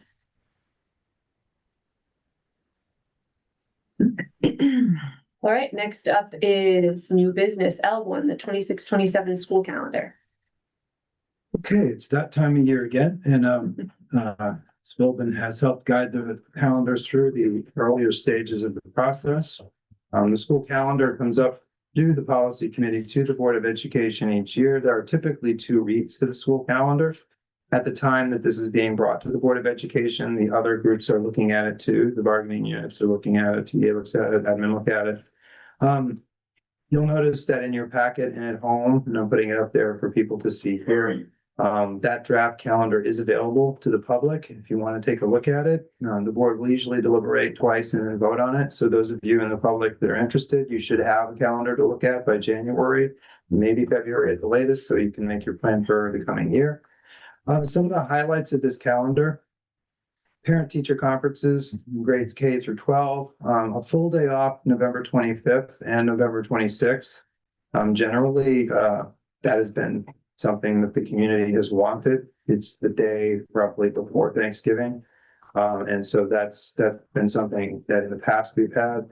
It changed in this last year and we are hearing about it. So this is something that returns that full day off on November 25th. And if you look at the draft calendar for next year, November 25th is that day before the Thanksgiving holiday. So that's been valued by the community and seems like people want that back, and it's up to the board to decide. It adheres to the EastCon calendar. For some of you that are not aware, we are bound to follow the region calendar for our education region. We are in what is called the EastCon education region. So there is a calendar that we are bound to generally follow for this region. That's why you see April break, for instance, following where April break falls. It's because the EastCon rest schools are supposed to fall in that zone. It fulfills all contractual obligations, and by that I mean when we put this calendar together, kind of looks like a Jackson Pollock kind of threw upon it with all the colors and everything, but there's a reason why it's that way. For instance, the union bargaining unit contract, we can't start teaching staff prior to the 24th of August. There are 4 mandatory days of training that have to happen after that first day. So that's 24, 25, 26, 27 at the minimum. So at the very minimum, we would have to start school. Say if you wanted it to start earlier, it could not start earlier than the 28th. Having said that, there's been feedback over the years, and it's up to the board to decide, when do you want that first day of school to be? Do you want it to be on the Friday, within a weekend and then they're back? Or do you just want to start, that 31st and go from there? So that's up to the board's discretion, but this generally ends up being something that people feel either strongly about or not. But why we can't start earlier, like in August, is because of our unit agreements. So there's contractual, just to give you an example, there are contractual constraints to some of these things. In school, in-service days, there are a contractually set number of in-service days. Those are required. You do have some flexibility with your ER days. There's been as many as 14 and as few as 8. And generally, this number is what we've settled on for the last few years because it's been important to have at least this many.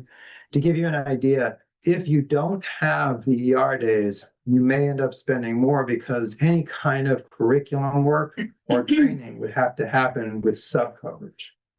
And that costs you money too. Subs are about $125 a day or something, $120 a day. So you get hit either one way or the other. So that's why we have ER days that way. Stands for. Early release. Oh. Why are they Wednesdays? There's obviously trade-offs on everything. Some in the past, distant past, I've been around a long time. Some people may not remember this, but I do. There was ER days on Fridays at one point. From a point of continuity, there's a point to be made that kids, it's more continuity if there isn't a Wednesday where there's a lurch in it or a shorter day. On the other side of that, attendance was shown to drop massively on those Fridays. So that was both, it was students and families, also some stuff. So it just creates a hard thing. Because if staff are not around for PD, what's the point?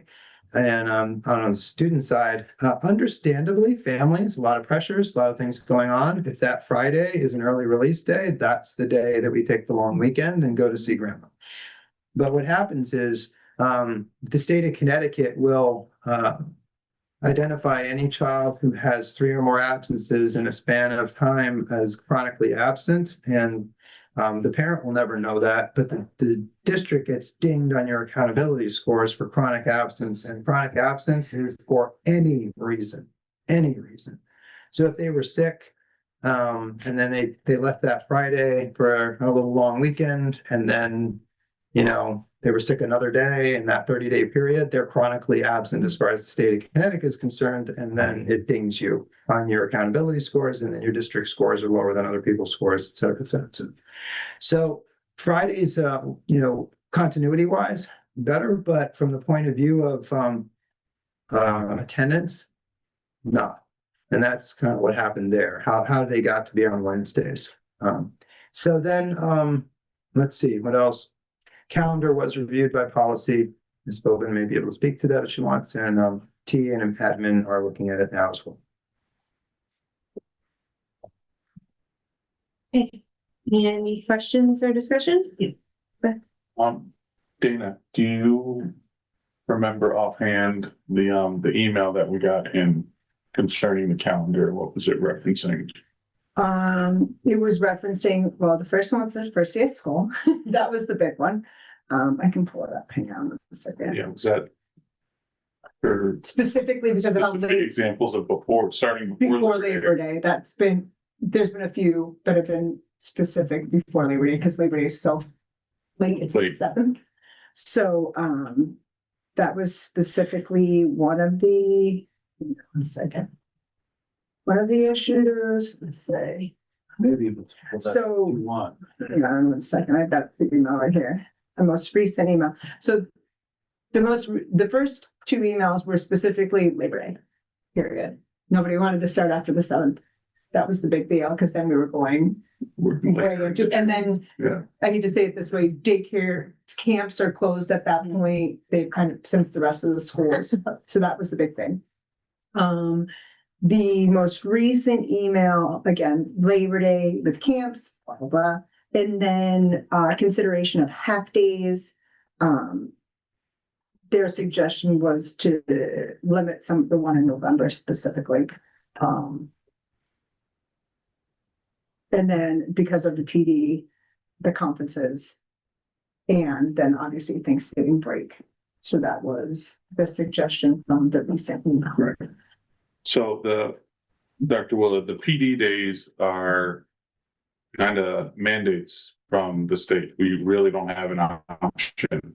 Yeah, in service, you have certain expectations of the state and you have contractual obligations, both of those. Right. So for instance, to give an example, the state requires that these mandatory trainings, so bloodborne pathogens, I'm not getting the names exactly right, but how to spot a predator, there's a series of trainings you have to have.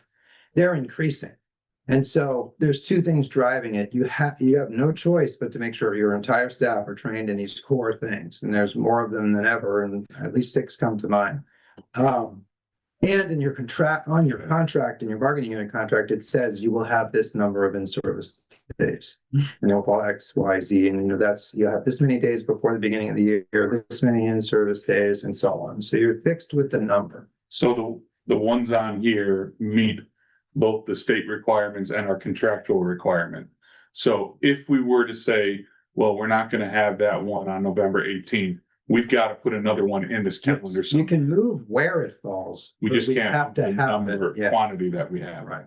Okay. The ones that you actually have the most authority over here are the ERs. Are the what? The early release days, I'm sorry. Purple. They'll be on the back. Purple days. Yeah, so those are early release. I'm sorry. I should actually say there's so many of these acronyms, these shortening. So yeah, the ERs are the thing that you have among, of the things that you have influence over, those things, you have the ability to say, we want fewer or more. I'd recommend keeping the number you have, because we do a lot of things in that time that we will not be able to do without it. Yeah. But the early release days are all professional development days. Yes, they are, The purple. yeah, we utilize those, or I call them, they're PD, but they're also like CIA, they're curriculum instruction and assessment days. They cover a lot of things. So it's not like we can say we're getting rid of that one on November 18th. We can say we're getting rid of it, but we've got to put it someplace else. Well, for an ER day, you can say we're getting rid of it and we're not adding another one, but then what happens is whether you do that or not, we have to make sure that the inter-reading training happens. We have to make sure that those 6 state required trainings happen and the teachers have enough for that. We have to make sure that the paras have at least 18 hours of training. You know what I'm saying? And if we don't have the ERs to do it in, then I got to do it in the standard school day, which means we have to find coverage for those people while they get it during the contractual day versus getting it in the RDs. So we can eliminate these ER days and these professional development days, but that just puts it back on you to find substitutes or coverage to come in to have the teachers do the trainings. You got me here for the hours you got me anyway. So, you can tell me to do it either way. However, what happens to the district is you now will be spending more in sub coverage. People think, well, we have the ER days, they're impacting in the classroom. Yes, but what will happen is it'll impact the classroom anyway, because you have to yank those teachers out of the classroom to give them the inter-reading training, or you have to pull the paras out of their assignments to give them now one-to-one para. Very hard to pull that one-to-one out of an assignment because they're IEP designated. So you can see how it gets. You're going to pay money to make that happen. Your ER days, you're not paying as much. Right, I'm just trying to get it out there that we really don't have much say so in these, in the quantity or. I would not recommend removing. Right. it. Yeah, you have the ability, but I don't, operationally, it will cost you more to do that. And it's more problematic even from a logistics point of view, from a financial and a logistics point of view. I know as a parent, it's sometimes difficult where it just seems like the kids are always out of school early. It happens frequently, and fortunately we're in a situation where my wife's home, but I know that's not the case with all families. So I know, some of these early release days, the volume that we have of them, are troublesome to some families. But it doesn't sound like we have a whole lot of leeway with them. It's just something that's got to get done based on mandates and teacher contracts. Yeah, I would say that given everything that a school district has to do today, there's no way to do it without that time being available. There's no way to cross the Ts, dot the Is. There's just too much. And at some point in curriculum, if you want, whoever's the chair of that at that time, I think, but we can go through every one of the state mandated trainings and you'll see how many there are. There's so many and there's so many hours. Sounds like a great meeting. Yeah. And that's before we do any of our own in-district stuff, so. Could any of these things be combined with parent-teacher conferences? I know that it's an option to have, I get the email, my wife gets the email, an option for us to schedule a parent-teacher conference. Is there an opportunity there? I mean, what's the history say of parents that are taking advantage of the parent-teacher conferences? Well, the thing is, there's enough who take advantage of it. Plus there are ones that, are more, there's some that, it's kind of like come in if you'd like, but there's others where it's. You gotta get out of that. So, what happens is your teachers, let's say you have, I'm just gonna give a round number. Let's just use a small number. Let's say you had 10 ELA teachers. And you have an interreading program that is required by the state of Connecticut. It's one of the 6 required programs and you have to train them on that. It doesn't work as a day for training if half your people are doing this and the other half are doing that. You're not getting the maximal amount for the trainer and all that. Now you got to do 2 days of training because you could only do half your workforce. Now you have to do it over here for the other half. So it just costs more. It's logistically difficult. Yeah, that's what it creates. So that's why a day where there's staff deployed to do other things like the like teacher conferences, there may be some that are open this period or that, or this block or that, but it's not long enough or universal enough. You wouldn't get the maximum for the return for the training. Good, thank you. JP? So, just trying to help understand what percentage of those would you say are being driven by state mandates? Of these ERs? Mhm.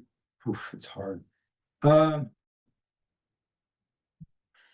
I mean, I'm gonna go with 50%, 60%, because the other piece is part of a school system's required kind of vision mission, even though there's no, like, say, law in Connecticut, for instance, about a certain number of curriculum hours, you're going to get evaluated every 10 years by NEASC, New England Association of Schools and Colleges. And they'll come back and say, you don't have anywhere near enough curriculum developed. And then your high school is on the line for losing probation. And that's not a state of Connecticut thing, but that's a quality of education thing that gets rated through NEASC. So let's just use a number like 50%. I think it's actually more, but I'm going more conservative on it. The rest of that time, you should be doing curriculum work or specialized training work or safety cares training work, which is physical, it's a de-escalation for difficult situations with kids, and then physical management if something goes very south. These are all trainings that they have to have, but isn't mandatory for the entire staff, but groups of staff. The 18 hours for paras, that's something that's required. But so what ends up happening is there's the stuff you do for the state, and then there's the quasi kind of thing. And I'd say curriculum, if you're not doing it and you don't have curriculum done, you'll notice in the previous board, we'll notice one of the things that we got a priority notification on was curriculum, like needing to develop more curriculum. And that's because we didn't have time. They're working their contractual day, and then your teams, you either pay them afterwards or you do it during ERs. We have made massive progress. And I think the last board saw that in the curriculum meetings we had and so on. But we've been doing what's called CIA work during the ER times, and that's where that progress has been coming. And CIA work is, It's a curriculum instruction and assessment, right? Development. so it's not national intelligence. No. It's another acronym. I gotta be careful. So it's but this is work that when we look at NEASC, and if the curriculum committee wants to look at NEASC, which I'm sure they will, we'll see that this was a priority area and we've been addressing it. That's one of the places we've been addressing it. So we can say to the NEASC team when they come in March, and they're going to be coming to talk to you too. Yep, we're covering that, and we're covering it through these, and so it's both the state training plus the things we're expected to do to maintain certifications, and then there's everything else. And the everything else is, you can do a poor implementation of phonics or a good implementation of phonics. And the way the poor implementation happens is if you don't train any of your people in phonics. And Well- so there's not, I don't mean, I'm just saying so that's not a state of Connecticut thing, but it's a quality of education type of thing. And that's another piece to it too. Well, and to your point too, you will lose efficiency if you aren't for certain types of things that you don't have everyone in the room at the same time. And That's the biggest that is one of the single biggest challenges. so how does this number of ER days compare with last year? Same. Yeah. And we've had as many as 14 and as few as 8. So this has been the standard for a few years, Okay. and it's worked. It's worked. Thank you. Anybody else? No? Okay. I just want to speak to two things, one of them being the Wednesday before Thanksgiving being caveat off. And I think from a student perspective, that's helpful because already for next week, that Wednesday, apparently it's a half day this year. And I know a lot of my peers are already planning on going out of town or even seeing it as, well, we're not doing anything. Well, we are doing assignments, but we're not having a test, we're not studying for a test, we're not learning new material. So I don't see it as important. So I can see where those attendance would drop, like it would if we had half days Fridays, which you spoke about.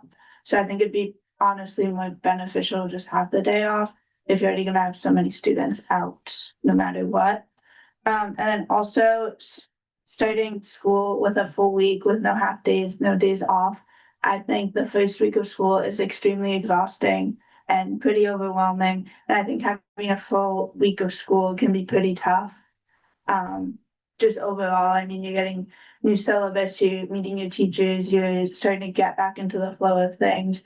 And I think having a full week could be helpful, but at the same time, I know by that Friday, I'm gonna be just dead on my feet. Thank you. Dana. So as Dr. Willett, mentioned, we did go over this in policy.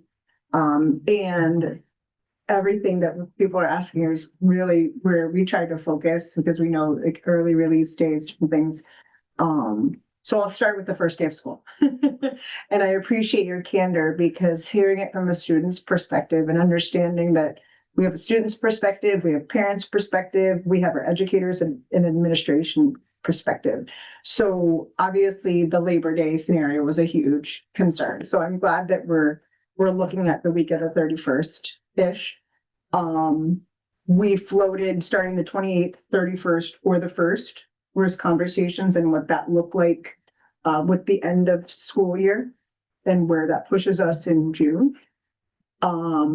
When it came to the early release days, the focus, and I don't want to put words in Dr. Willett's mouth, but the focus was to spread those out so they weren't back to back to back to back. October was an area of concern. So this calendar year, we had two early releases and a PD in October. So that's 3 days that families were having this struggle, if you will. And I believe we moved that.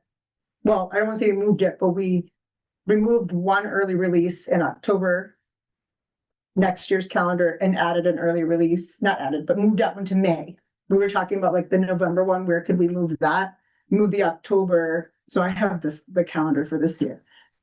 This year, October, we had 10-1 PD, 10-8, 10-29 ER, 10-8 and 10-29 ERs. So it was 3 days in October. So right now in this new calendar, suggestion is to have 2 professional development opportunities, 1 full day and and an ER early release, and then have that early release in May. Whereas this coming, we have the 1 in May.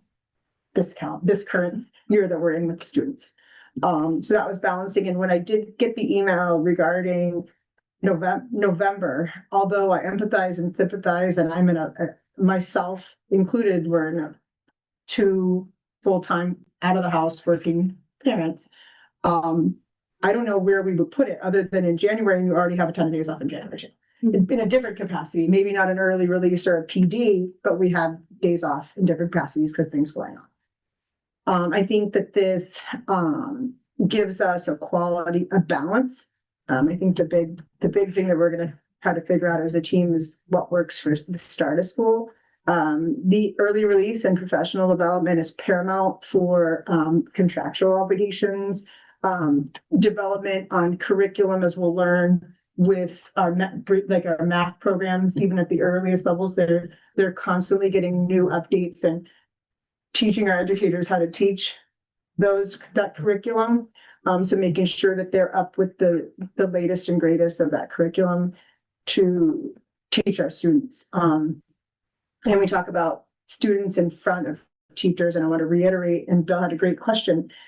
What did it look like, right? And are we bringing in substitutes or what have you? And that although their substitutes are fantastic and God bless them for what they do, it's not the same as having your respected educator in front of you. So I think if we utilize our early release days at the full capacity that we can, we would be doing, we'd be serving our educators and our students in that way. And then I think you said about working, I think Dr. Wilder, you said about working in groups. Sometimes some of that training, you really need to bounce stuff off of your teammates and your peers to really absorb that content and how that impacts the classroom. And then obviously Thanksgiving break was a big one because, a lot of families do travel, and I hate to say going through New York or going out towards Boston, if that's where we're going here in New England, it's a bear. And then we can have attendance concerns. So those were all different areas, that we discussed, in policy. And Jaden, I'll ask you to pull in. I think the only other thing, like you said, was the October situation we talked about into May. Is there anything else that we didn't already tack on or have answers to that they already asked? No, Remember policy? other than, no, not specific to the conversations we had in policy or specific to how you guys sort of map this out. I would just say, again, for the new members, in the district I work in, they have a half day every Wednesday. And so these half days, once a month, they take up our primary space to hold professional development trainings. A lot of the times they will partner with each other in their teams. So there's 5th grade, 6th grade teams and whatnot that have to work with one another.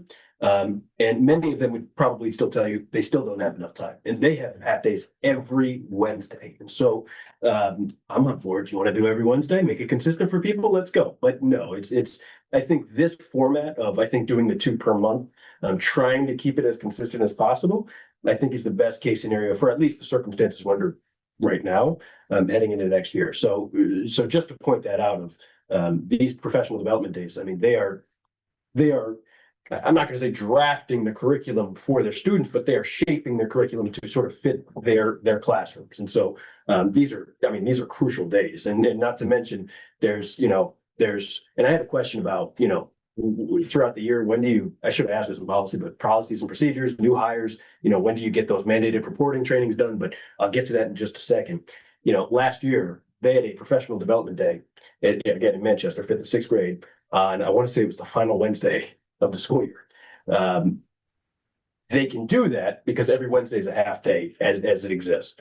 If it was not normal that was a half day every Wednesday, attendance problems definitely would have been a concern. But because there's a half day Wednesday, people fell into that routine regularly. So as much of a routine, I'd say, as we can get into, and I think you guys did a phenomenal job just sort of trying to map out where that is.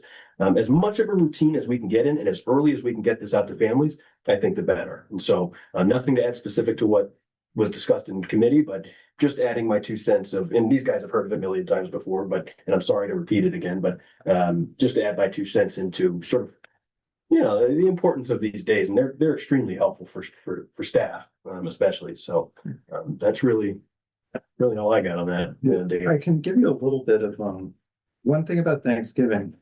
If you have a half day on that day before Thanksgiving, you actually potentially lose more time because that day is still going to happen later. So if you have that be a full day, you are still having 180 days. It's just that 180th day is happening in June. Yeah. So you're trading a day, half of a day for a full day that you would have had anyway. You're losing time. by doing that half day versus just having a day off, you're actually losing something because as it said, there's not a lot of engagement, people leave anyway, the whole thing's a mess. You might as well just have a full day somewhere else.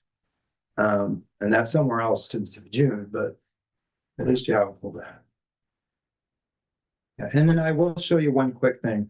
There are questions about the mandates. This is the first part, required technical trainings. This is an example of what the staff is doing this year. And they can't finish it in this 2.5 hours. There's no way. So a lot of it goes over into the other days.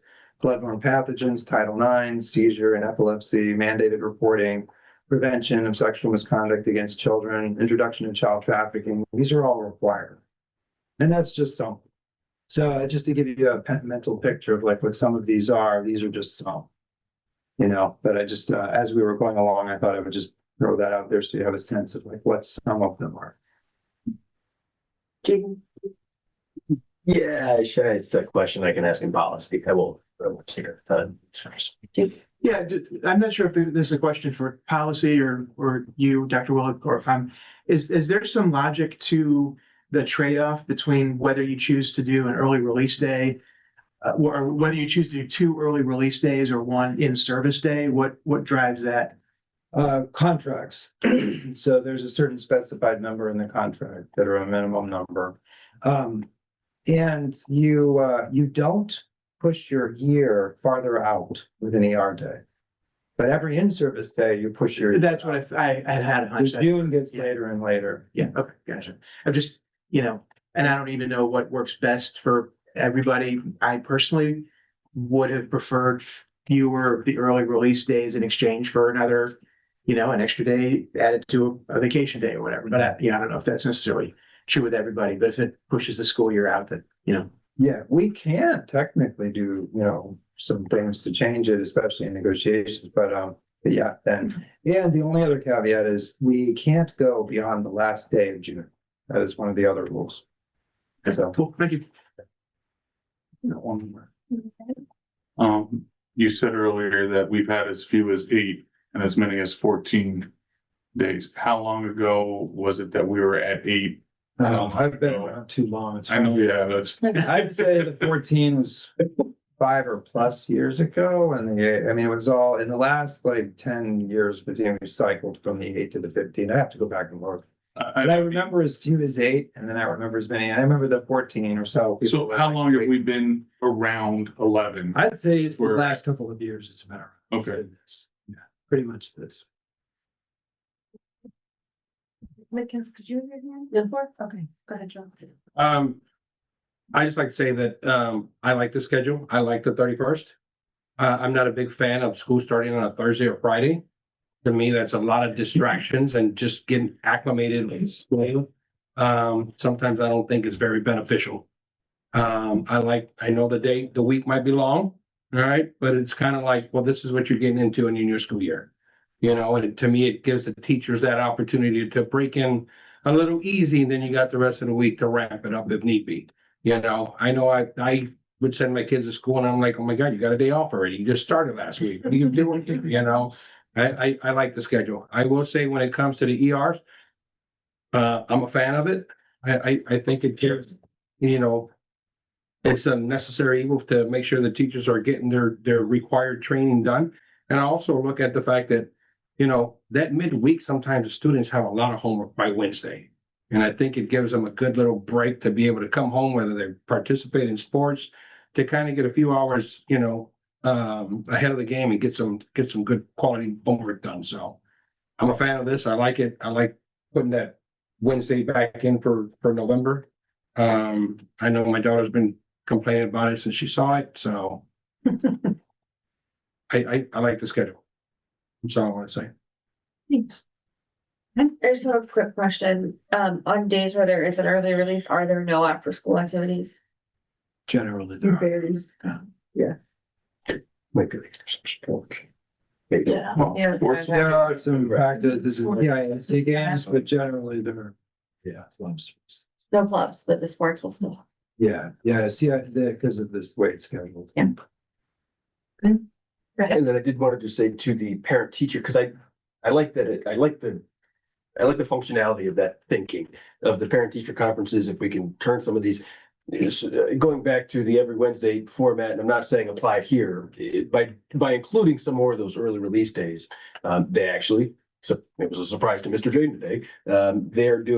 They're able to do parent teacher conferences on 3 early release Wednesdays in a row. So scheduling parents, having them come in, I mean, is a phenomenal process compared to, when the availability is limited, like we're facing in Tolland. And so I wanted to make a point to that earlier, because you made a good point of, can we somehow tie this in this format? Maybe not. If we added some more, maybe so, but those early release days do allow for parent teacher conferences to take place sort of as needed, throughout the year. So there's sort of 3 weeks designated: last week, the week before that, and this week, where they're doing parent teacher conferences and they're walking through the buildings and et cetera. So if we had more ER days, we could possibly do something like that and maybe open up the availability for conferences, but that's just a little nugget. I don't know. I just found it interesting. So it was a good mode of thinking. I liked it, and I forgot to comment on it. So there's that.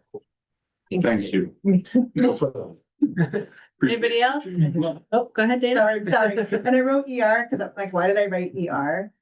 And it's because of what Bill had asked about. So I'm glad you said that, Yeah. because I'm like, why did I will say, as a parent that gets the email that says, we want to meet with your student, and then I get the other email that says, it's your option. So as a parent, I like to sign up for it all, because no matter what, however your student is doing, I like to be engaged and find out what's going on. Much to my students' dismay sometimes. But I will say, I did struggle at TIS and TMS to get in that schedule. They do fill up. And I can only speak intelligently as of late in TIS and TMS. It gets filled very quickly. And those 1.5 days for those educators having those conferences are full quickly. I've been a fan of Manchester's setup in being able to tack that on, because what a great way to have conferences throughout the year in a less congested, like pump your meetings, because they're 15 minutes long, 20 minutes long, depending. And sometimes you're really having a short conversation on that. But I like where the conversation was flowing, so I appreciate Bill for bringing that up and Jaden's ideas. But I also do know that I think their teachers might want more time to do those. If they really had, in a perfect world, they'd ask for more time to do that so they can have realistic, longer conversations in depth. That's it. Sorry, John. Okay. We're good? All right, let's move on. We have no old business, so we can move on to board action N1. Do you have a motion for us, Dr. Willett? Motion to recommend to the superintendent the hiring of 1.0 LPN for the town public schools. Seconded. Great. Any discussion? No? All right, I'm gonna start on this side of the room this time. Joel's ready. I I feel that. JP? Aye. Dana? Aye. Bill? Aye. Elaine? Aye. Mackenzie? Aye. Jaden? Aye. And I am an aye. That passes. Thank you. Awesome. Moving on to public participation. If anyone in the room or online would like to speak, please give your name and address, and we will have a 2-minute limit. Anyone in the room? Anyone online? Room? Sure. See, nobody else takes it. Sean. Hi, Mary Rose DeBerg, 37 Ryan Road. I'm going to speak at this moment as the Vice President of the High School Boosters. I want to thank you for your recognition. It means a lot to us. I just want to put a plug out there for anyone watching. We always need volunteers, so thank you. Now just speaking as a parent, I appreciate your conversations tonight. I appreciate how well everyone works together. And the talk about the nurse is really important as we're looking toward the budget and then you're discussing the budget discussions start today, right? If you really think about it. So I think it's an opportunity to know that, as Dr. Wilt said, that was a mistake. I think we owe it to our public and our families to identify those as you go along. So when it comes down to the time for budget, people will have heard what happened with the decisions that had to be made. They'll understand what the implications were later on. So I think that's really key. I think tonight's discussion was wonderful. I appreciate all you do. I'm really looking forward to, having this board, and thank you. Thank you. Thank you very much. Anyone online? Room? Online? Okay, we can close out public participation. Moving on to points of information. Would anyone from the board like to speak at this time? No? Go ahead. I'm making up for lost time today. Sorry, I'm just kidding. First of all, I apologize for my tardiness. I was at a function for the 7th grade boys versus girls annual soccer match. Where my daughter was able to participate. So I had to weigh the pros and cons of attending late or seeing something with my kids. And we're all here for our students, whether they're our personal students or our students in town. So, and I just wanted to make sure, and I reached out individually to our TEPTO partners and our booster partners, but I definitely think that our relationship can only continue to grow and flourish. I think we have phenomenal leaders in our TEPTO and our PTO and our boosters, and what they do for our schools is indescribable. So I thank you for what you did. I apologize for missing it because, I just a fan of what they do. Our schools wouldn't be able to run without those folks working so hard and dedicated to our students. So thank you very much. And then I'm looking forward to seeing our soccer boys, young men, phenomenal. And I'm just so proud of them. And I don't know if anybody else congratulated, we gave them a hoot and holler at the points of information, but man, are those boys something special. And I'm trying to think about how I'm going to say it when they're here in front of me, because there's some of them that I've watched since they were middle schoolers and such and younger. But there's so many young kiddos at Birch Grove and TIS and TMS, and even the younger kids at THS that look at those boys, and even our ladies for the soccer team, as idols and mentors and heroes. And they were absolutely spectacular and phenomenal. And we have four of our seniors that are chosen for the senior, is it the senior bowl? I'm saying the wrong word, the senior bowl. So just a really proud display for Tolland over the last several weeks. As always, but big week for Tolland over the last 2 weeks. I just want to congratulate. Anybody else? Okay. I learned something from the town council. So are there any objections to adjournment? What? Hearing Learn something. none, I will adjourn our meeting at 9:07 PM.